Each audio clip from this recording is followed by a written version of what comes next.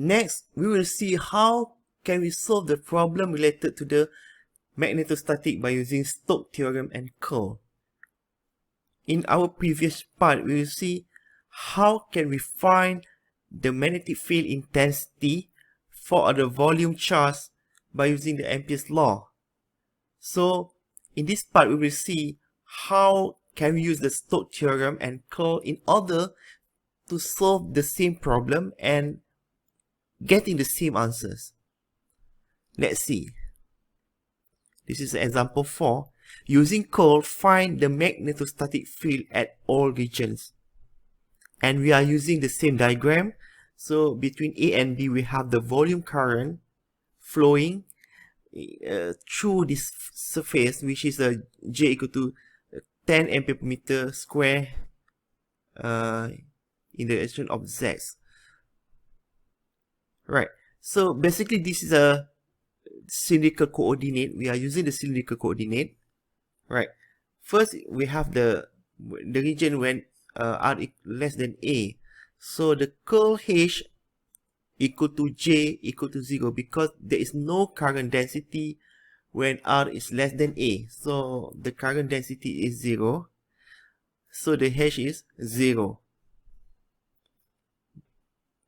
Between A and B, alright, the curl H is equal to J. So in this case, our current density equal to 10 ampere per meter square in the direction of Z. Right, so we write as a Z10.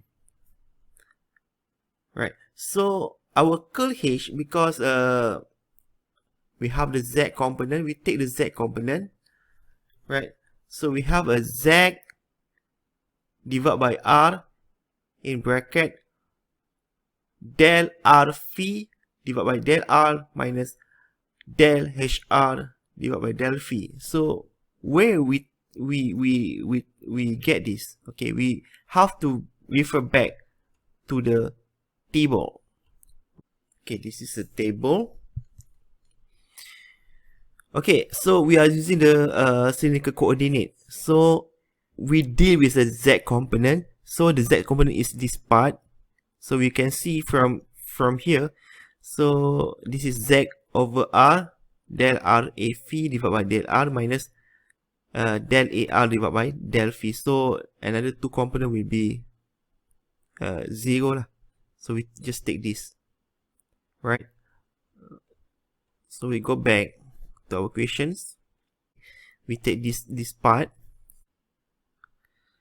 So curl H here is Z10. So this the solution should be 10. Alright, this solution should be 10. Because we don't have any R component for H, because we have only phi component for H. So this part will be 0. So we only have this part.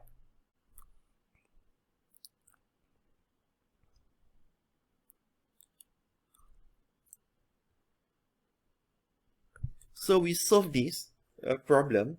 Okay, this is, we have Z over R. We have to compare left and right to be actually the same. So we bring R to the right hand side. You got 10R, and then here we should integrate the 10R with a R. When you do the integration, the both sides basically, you got RH phi equal to 10R square divided by 2 from A to R. Okay. Why A to R? Because it only covered a certain part, which is R, from A to R. So our final answer, okay, this one R we bring to the right hand side. We got H phi equal to 5 over R, R square minus A square. So basically this answer is the same as what we did using the Ampere's law. Right? So this is in the form of vectors, right?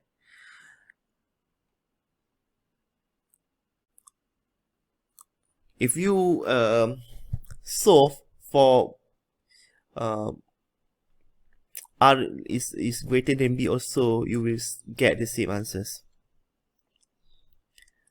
So as a conclusion, for electrostatic field and magnetostatic field, okay, this is, we have the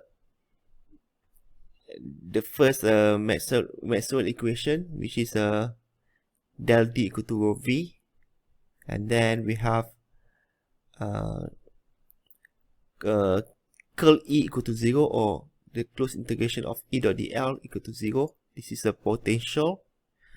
And then in magnetostatic, we see the curl H dot ds equal to the H dot dl, the loop integrations, or in the point form we can write as a curl H equal to J. And then lastly we have the del D dot dv equal to B dot ds equal to 0, or in the point form del B is equal to 0. So this is basically the 4 Maxwell equations. It's simple, but it has a very deep meaning in order to solve all problems related to EMT. The equation describes the relationship between the electric field, magnetic field, static charge, and steady current. So what we discussed so far, for electrostatic, if you still remember, the source is a static charge, the stationary charge, whether the charge in the form of point charge, volume charge, surface charge, and so on. And then for magnetostatic is where the charge is start moving with a constant velocity. We call as a DC current. So the source of magnetostatic field is basically a DC current. Later on, we will see for the time varying field, okay, we have to alter a little bit on a certain equation here, right? We will see in the topic of time varying.